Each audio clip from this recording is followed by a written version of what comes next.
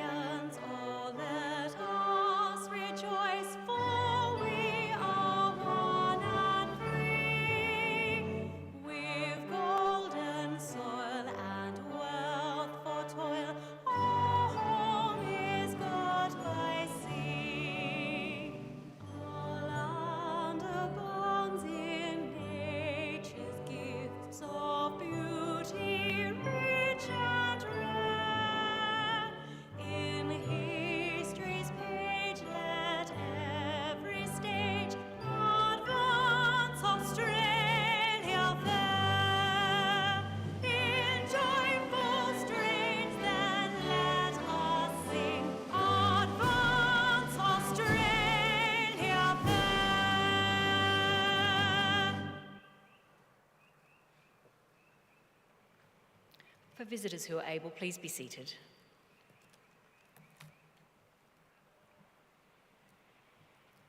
The Australian War Memorial was the vision of Charles Bean, Australia's First World War official historian. Bean landed with the Australian troops on Gallipoli and stayed with them at the front through to the end of the war. The idea of this national memorial and museum came to him at Pozières, France, in the depths of the bloody fighting of 1916. Bean's idea was that this would be a place where families and friends could mourn loved ones buried in faraway places. It would also be a place that could help all Australians understand what these men and women had endured and what they had done for us. Bean's vision, to which we remain true, is best expressed as inscribed in the entrance to the memorial's galleries. Here is their spirit, in the heart of the land they loved, and here we guard the record which they themselves made.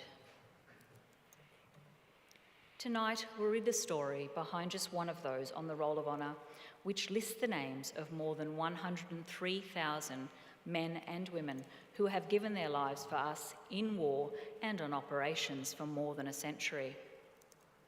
But first we present a lament, Flowers of the Forest. Wreaths or floral tributes will now be laid at the base of the Pool of Reflection.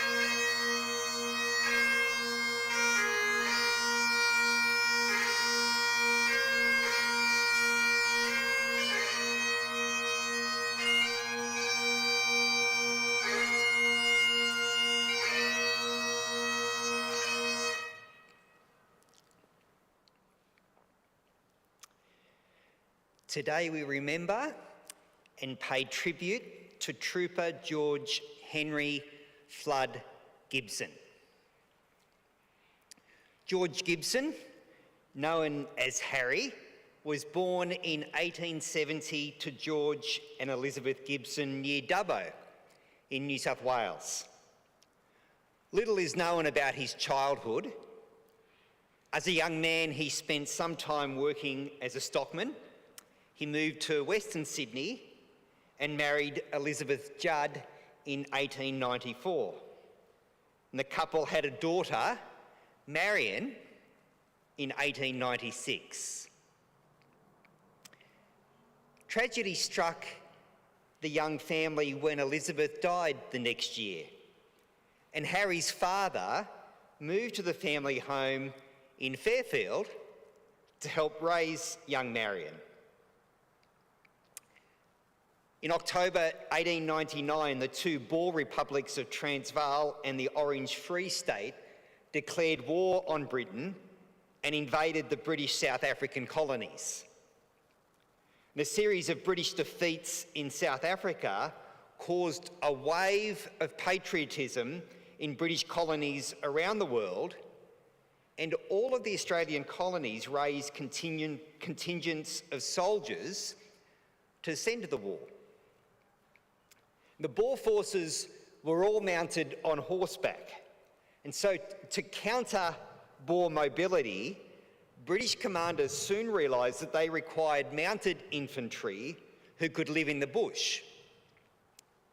In the Australian colonies, these soldiers became known as Bushmen. New South Wales raised a contingent of Bushmen by public subscription, and the unit was accordingly named the New South Wales Citizens Bushmen.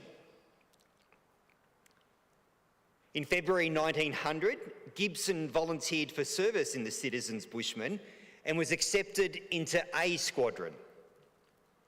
The New South Wales Citizens Bushmen left Sydney at the end of February in the transport ships Atlantean and Maplemore.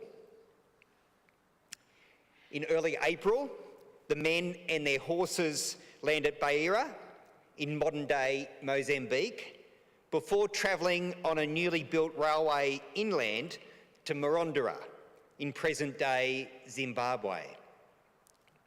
And from there, they rode their horses south to the British outpost of Mafeking, which was besieged by Boer forces. The entire journey from the coast to the fighting was nearly 2,000 kilometres in length, and sickness was common among the men and horses along the route. On arrival in the theatre of war, the New South Wales Citizens Bushmen were divided into different columns under the command of various British Army officers. And the records suggest that Gibson transferred to D Squadron of the Citizens Bushmen. And these men conducted operations against Boer positions in the Western Transvaal. During operations near the town of Otto's Hope, on the 16th of August, 1900, the Citizens Bushmen came under fire from Boer forces. In the skirmish, Gibson was struck by a bullet and killed. Harry Gibson was 30 years old. Gibson's body is buried in Zyroost Municipal Cemetery, South Africa, not far from where he was killed.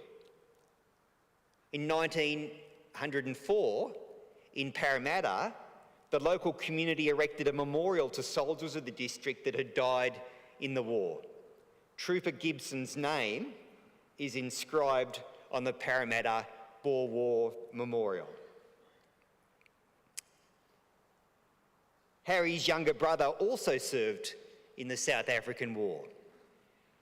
Private Frederick Gibson joined the New South Wales Imperial Bushmen, participated in operations in the Western Transvaal, and returned to Australia with his unit in 1901. Trooper George Henry Flood Gibson is listed on the Roll of Honour on my right, among almost 600 Australians who died while serving in the South African War. His photograph is displayed today beside the pool of reflection.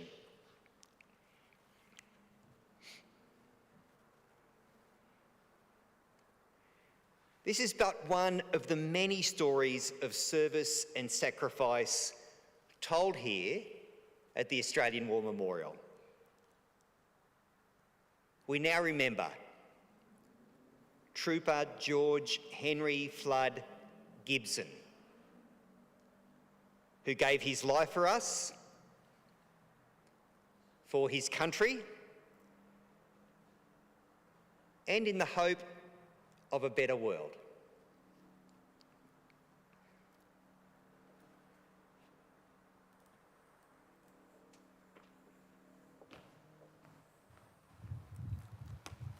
Please stand for the reading of the ode and the sounding of the last post.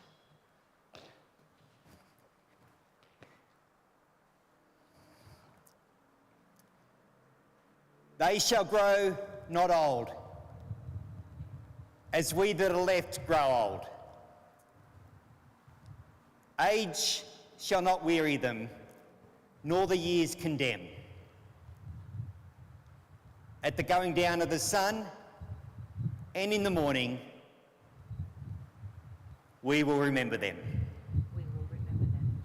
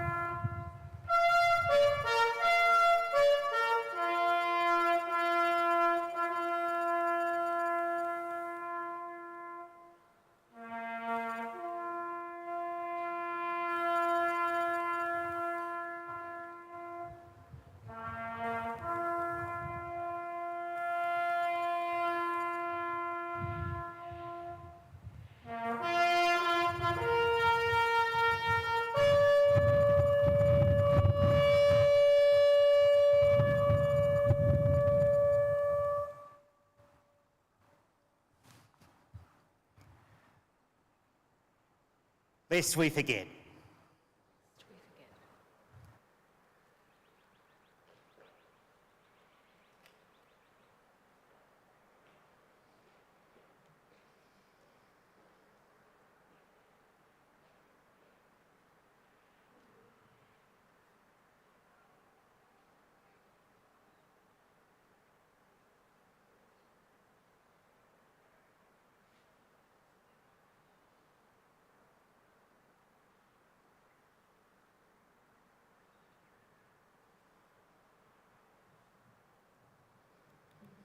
We leave you this evening with the words of the memorial's founder, Charles Bean.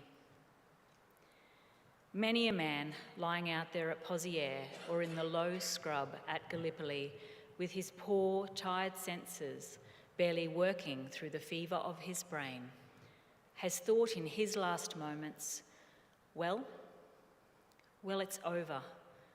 But in Australia, they will be proud of this. Ladies and gentlemen, girls and boys, that concludes the last post ceremony. On behalf of our director, staff and volunteers, thank you for visiting the Australian War Memorial today. We wish you all a very pleasant evening.